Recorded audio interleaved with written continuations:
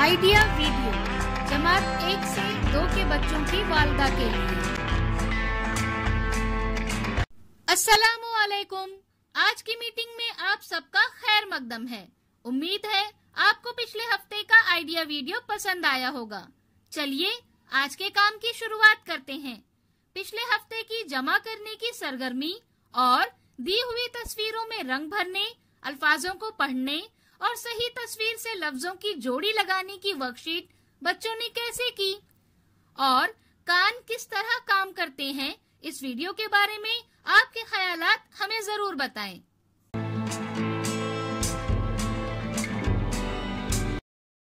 चलिए अब आगे की सरगर्मी करते हैं, जिसका नाम है करके देखते हैं। तमाम वालिदा एक लकीर में बैठें। अब हर एक वालिदा के सामने कुछ अनाज के दाने या धान रखें।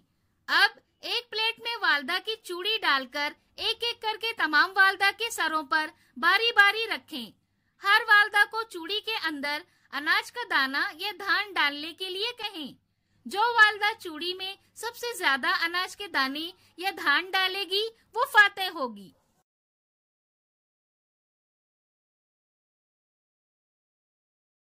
ये सरगर्मी होने तक वीडियो यहाँ रोक देते हैं।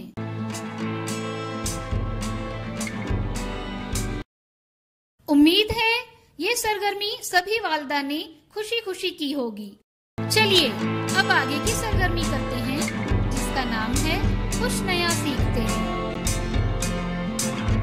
क्या आपने कभी सोचा है कि अगर हम एक संतरे को पानी में एक बार छिलके के साथ और एक बार बगैर छिलके के डालेंगे तो क्या होगा?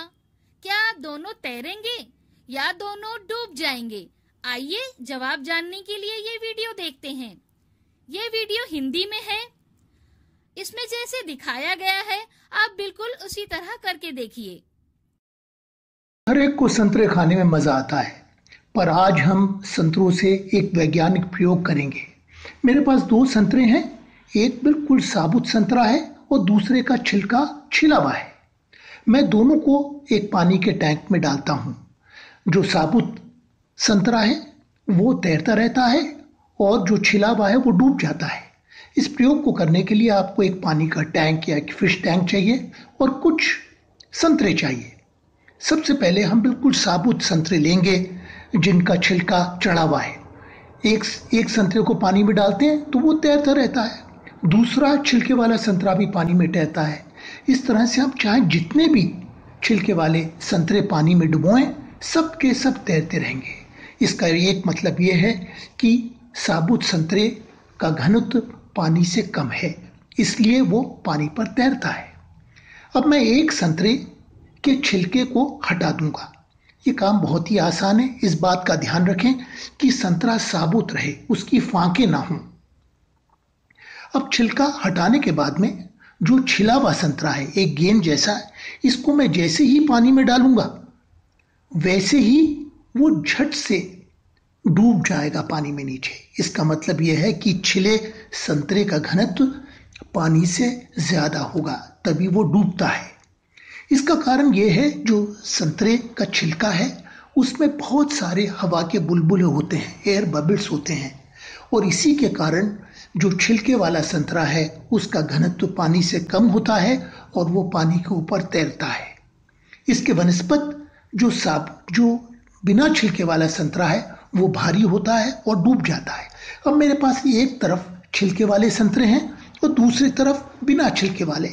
सारे छिलके वाले संतरे पानी के टैंक में तैरते रहते हैं क्योंकि उनका घनत्व पानी से कम है। दूसरी ओर जब मैं बिना छिलके उतरे संतरों को पानी में डालता हूं तो वो एक एक करके सभी के सभी पानी की पेंदे में डूब जाते हैं। इसका मतलब है कि जो छिले संतरे हैं उनका घनत्व पानी से अधिक है और इसलिए वो डूब जाते हैं। ये संतरों से आप बहुत ही सुंदर घनत्व का प्रयोग कर सकते हैं। इसके लिए बिल्कुल साधारण से आपको संतरे और एक पानी का टैंक चाहिए। इस वीडियो का फायदा आपको कैसे हो सकता है, इसके बारे में तमाम वालिदा बारी बारी ग्रुप में बताएं।